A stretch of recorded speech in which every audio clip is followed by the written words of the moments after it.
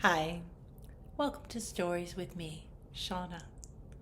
Today, we're on Chapter 12 of The Barren Grounds by David A. Robertson, a fantastic novel about two kids who have found themselves going through a portal into a magic world where there are walking, talking animals.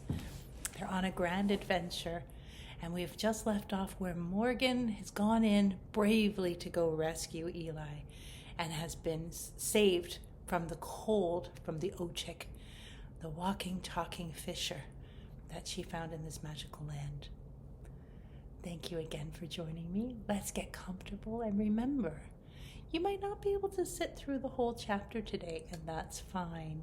You can pause it and come back to this again and again. Maybe you want to go back to chapter 11 to refresh your memory about what's been happening. You can listen to this again and again. But I would ask this. Take the next 10 minutes and make it a special time for yourself. Get comfortable.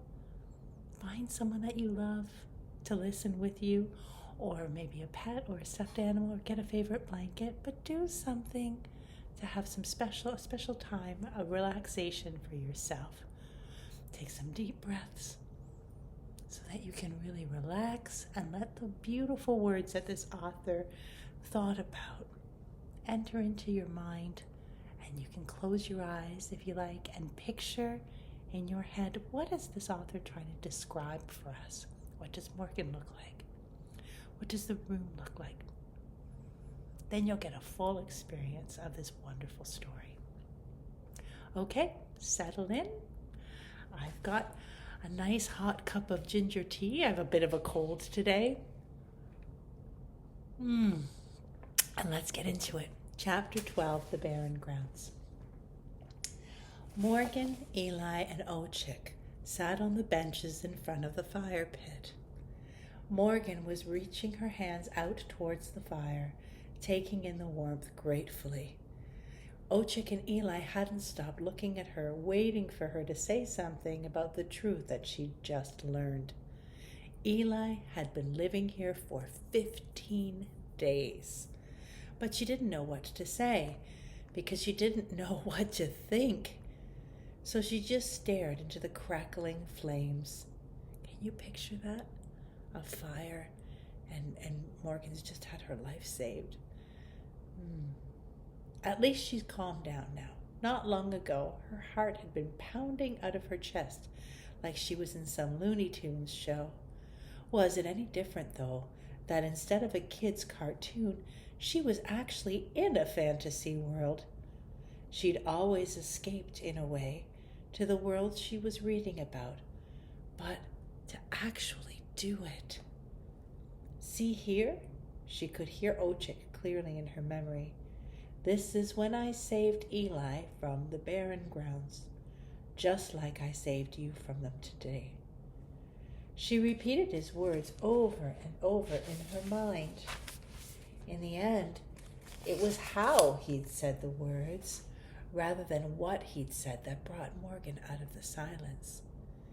It has been over 2 weeks since he arrived, Morgan said, in her best Ochik impression. Shouldn't you have said something like, Eli has been here for many moons, or something? You talk exactly how people talk, humans. That's silly, Ochik said.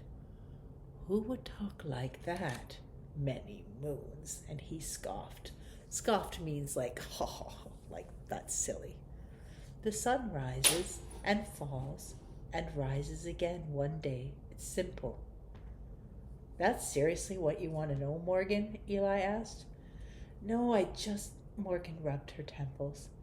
I have a million things in my head, and I have no idea how to get them out. Maybe I can try to answer a question you had when you first got here, Ochik offered. I really don't remember much about that, she said. I passed out, if you'll recall. You asked before how I would know about you, he said, about humans. She shrugged. I mean, yeah, that was probably one of the million things I was wondering. Are you wondering that too? How does Ochik know what a human is? if he lives in another world. What do you think? I think we're about to find out. Years ago, Ochik began, a man came into this place. He arrived through the same portal that you did, in the great tree. Back then, the journey from the great tree to Missawa didn't seem as long. The Barren Grounds weren't so arduous. Arduous means hard or challenging. We were living in the green time, when birds and fish and four-legged animals were plentiful, and the land provided everything that we needed. See? Morgan almost got up from the bench. That's what I'm talking about, the green time. That's fantasy world talk. Why does she keep? Ochik looked to Eli. Just keep going, Eli whispered to Ochik. And Ochik continued. The man told us he came in a good way, and we trusted him, took him into our village, and he lived with us for a long time. He learned how to hunt and snare and forage, and we constructed an 8th lodge for him in which he lived. It sounds like they welcomed this human into their world and showed them the good ways to live off the land. But there came a time when all that was provided to him, which is all anybody would need to live the good life, wasn't enough. He began to want more, and so he took more. And of course we noticed that our stores were getting lower and that the man began to change. You might think he would get full and content, consuming everything the way he was, but it was the opposite. He became gaunt. Gaunt means really thin, and tired. And the more he took, the more he needed. He took so much that the game around the village began to dwindle. The birds and fish and four-legged animals weren't willing to provide for us anymore. Others in Missawa began to starve, while the man got hungrier and thinner, and we became afraid of him. What happened to the human? He had everything he needed. He had a house, and he learned how to hunt and trap, but it wasn't enough for him. He wanted more and more than he needed. And when he got greedy, what happened to the other people? They got sick, and the animals didn't want to give to themselves anymore. It kind of reminds me a little bit about what the settlers did when they came to Turtle Island, and they took and took and took. I don't know what's going to happen next. What do you think? Well, let's find out. Council, under the guidance of our chief, decided to banish the man in order to save our village. Ochik paused. Morgan and even Eli, who had certainly heard this story before, waited. Tears had wet the fur under the animal being's eyes. They glistened like stars against a black sky. Ochik gathered himself. Ochik went on with a quivering voice that evened out only once the worst parts of the story were told. The kids stopped their whispered conversation to pay him their full attention. On the morning he was sent back to his world through the great tree, the village woke to a different world. The man was gone, along with one of our own.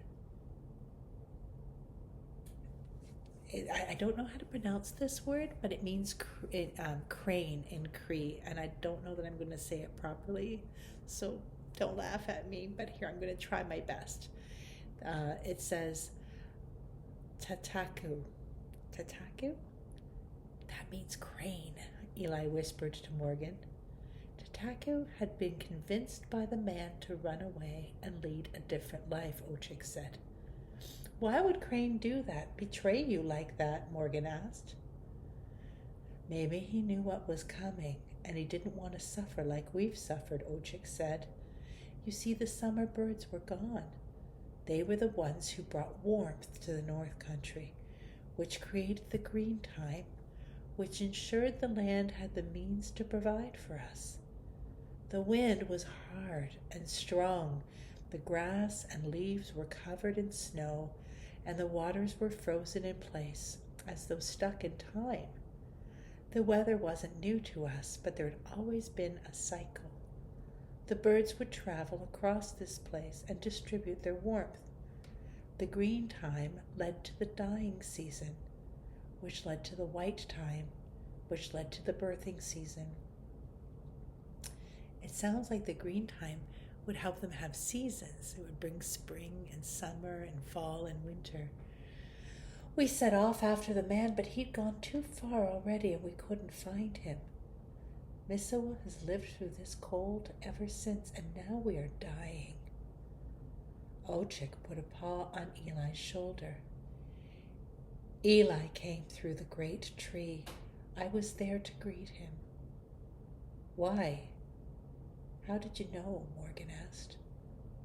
The answer to that is for a different time, Ochik said. What's important now is that he greeted me in the good words. That's Cree, Eli said proudly. Still, I've kept him a secret to others for my own reasons, and I need you to keep you a secret too. But Eli is able to live how we live. He's good on the land. I've taken him out with me on my trips to check my snares and reset them, to forage for foods and medicines, to hunt. He eats only what is given to him. He respects this place and the beings within it. He's living here in the good way. So what is the good way? It sounds like you take only what you need and not too much, and that you live back on the land and respect the land, and you respect the other beings that are in it. And Eli, that's part of his heritage. That's part of where he comes from. So he adapts to that very easily in this new place. He's been waiting for you, and because of that, so have I. It's why I was able to find you over the Barren Grounds, or else we might have been waiting forever. Morgan's head was spinning. 15 days in Miswa time, the North Country, whatever Ochik called it, this place. In Earth time for Morgan, it had been maybe 2 hours, depending on when Eli had left while she was asleep. Math was never really her strong suit, but the calculation wasn't rocket science. Every week here was probably around an hour in Earth time, and that was a good thing, because if she'd been here a few hours, it was probably just a few seconds on Earth. I think she's thinking about her foster parents and not wanting to worry them, that they would see her missing. Well, we should probably go, Morgan said abruptly. What? Eli looked as if his heart had been torn out of his chest.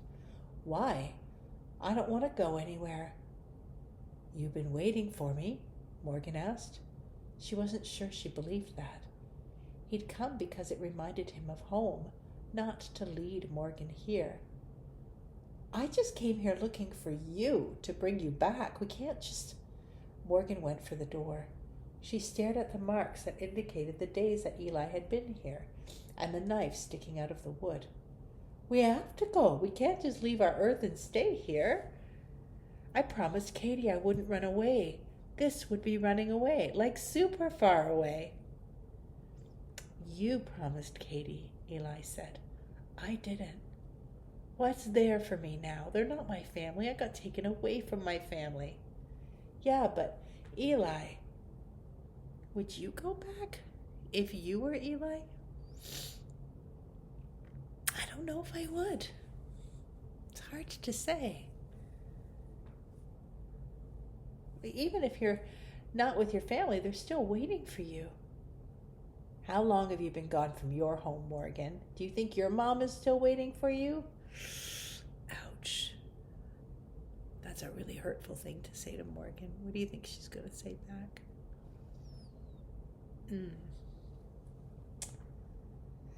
Morgan felt as though she'd been punched in the stomach.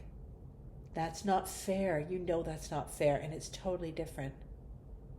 I'm sorry, he said. That was very Morgan of you. Well, yeah, you could put it that way. What's this about your mother? Ochik asked. Nothing, Morgan said. It's nothing. I just have to go back before Katie and James wake up, that's all. Katie and James, Ochik said. These are your parents? Are you children, brother and sister? They are not my parents, Morgan said. She tried to douse the flame in her chest with a few deep breaths. Means that she's upset, right? But Eli is kind of my brother in a way. I'm responsible for him.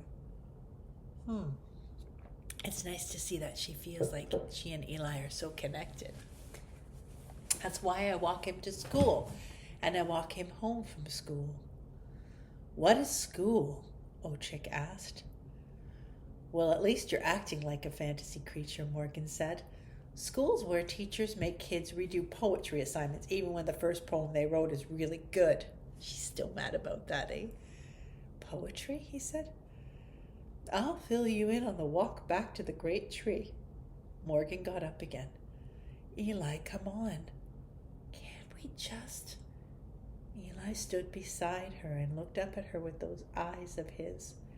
He may as well have been holding a black pirate hat against his chest, like that Puss in Boots gif that Morgan had seen a million times. You said I was gone for like 2 hours, and I've been here for 2 weeks, right? Can't we just stay here a bit longer, like a week, and still get back before Katie and James are awake? Morgan looked at Eli suspiciously. I see you've done math. It wasn't hard, he said. No, I guess it wasn't. Morgan went over to the shuttered window, stared through its cracks like there was something to see, but there wasn't. The snow seemed to overtake even the darkness. The white time was the best name ever for a season this place was stuck in. What is this place anyway? Like the whole place. ASCII, Ochik said. Earth, Eli whispered. Well, Morgan turned away from the window. The whole darn place should be called the Barren Grounds. Do you know what barren means? Barren means empty, empty of life. Like there's nothing growing there. What are we even going to do here for a week, Eli? Have snowball fights? We're going to help, Eli said. Help, Morgan said. How can I help a village full of... She looked at Ochik. Are you all animals here, like walking, talking animals? In the village or everywhere? Ochik asked. In the village, she said. Then yes, he continued. Okay, Morgan continued. How can I help a village full of walking, talking animals stuck in some never-ending winter? You can help like I've been helping, Eli said. Eli, I don't know the first thing about what you've been doing out here. We can teach you, he said. Morgan threw her arms up in the air. Have you even looked for this guy? The one who stole your birds or whatever? We've no idea where the man went those many years ago, Ochik said. ASCII is big and our time is short. The green time is only where the man lives, Eli said. Wherever the summer birds are, they're being held captive. It's winter everywhere. And I guess even if you went on a search party, you'd starve to death if you didn't find the summer birds, like, right away, Morgan said. We'd have to know exactly where to look. Yes, Ochik said. Well, that sucks, she said, and nobody spoke for quite a long time. And then Morgan remembered the conversation that she and Eli were having before. So this man, just curious, like I know he's evil and everything, but what did you call him? Ochik looked ready to speak and then stopped and said, Napu. Morgan wondered if that was what he'd originally intended to say. Regardless, she prompted, and Napu means... Eli sighed as he responded. Man. Okay, Morgan clapped her hands. So every being on Uskay is literally named after what they are. Girl, fisher, man, bear. For real? Not always, Ochik said defensively. Morgan continued as though Ochik hadn't said anything. What if there's two of you in the same village, like two fishers? Is it like Dr. Zeus, thing one and thing two? Or what? What is Dr. Zeus? Ochik asked. He was a writer. Never mind that, Morgan said. Well, I'm not going to name every being on a ski if that's what you want, Ochik said. Just call them what they want you to call them, Morgan, Eli said through his teeth, chiding her. Chiding her means like kind of scolding her a bit because she's being a bit rude. But Eli's Eli and I'm girl, Morgan said just to clarify. I've known him for weeks now, Ochik reasoned. That's why. Seems a little sexist maybe, that's all, Morgan said under her breath, shrugging. Stay here with us. We could use your help, Ochik said. I don't want you to call me by my name that bad, Morgan said, but then she looked at Ochik and noticed how even he, who seemed so powerful, was thin. His clothes looked too big on him, and at some point they had probably fit him just right. I am the only hunter well enough to do the work. With you here, we could survive longer, Ochik said. How much could I even learn in a week, she asked. You learn by doing, Ochik said. Being on the land is being with the best teacher. Morgan took a deep breath. She looked at Eli and saw the hope in his eyes, and saw something else, happiness, even in the midst of this barren world. How could she take that away from him when he was right? They could stay a week, go back, and nobody would be the wiser. She looked at Ochik, proud, strong, dying. What if she could learn? Do the things she'd never got the chance to do because her mother had given her away when Morgan had been so young? What if she could do something, anything to help them survive here even a little bit longer? Finally, she looked at the knife stuck in the wall. It was primitive, not a calendar event she could enter into her phone, but it would tell them when they needed to leave. 7 notches, 7 days. Do you think Morgan's going to decide to stay and help, or do you think she's going to want to go? What would you do? Would you stay and help, or would you go? Let's find out. Fine, Morgan said. We'll stay. We'll help. For real? Eli beamed. Yeah, for real, she said. Thank you, Ochik said. Southeast of here, through the forest, is my trap line.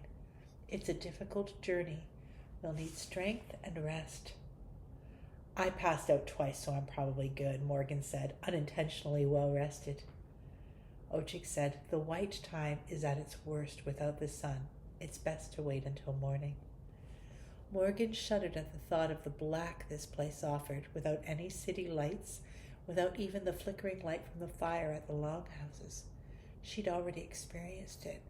What had she been thinking? She shuddered more than she would have from the cold. Okay, thing one, she said. Tomorrow it is. And that's the end of chapter 12. It looks like they're headed off on a grand adventure. I wonder if they're going to find the green place and that man who took everything with him. Do you think that they're going to find him coming soon, or do you think that they're going to have some challenges ahead of them? I don't know. But I look forward to you coming back and reading the next chapter with me when I read chapter 13 next week. Have a wonderful day. Thank you for sharing your time with me. Bye-bye.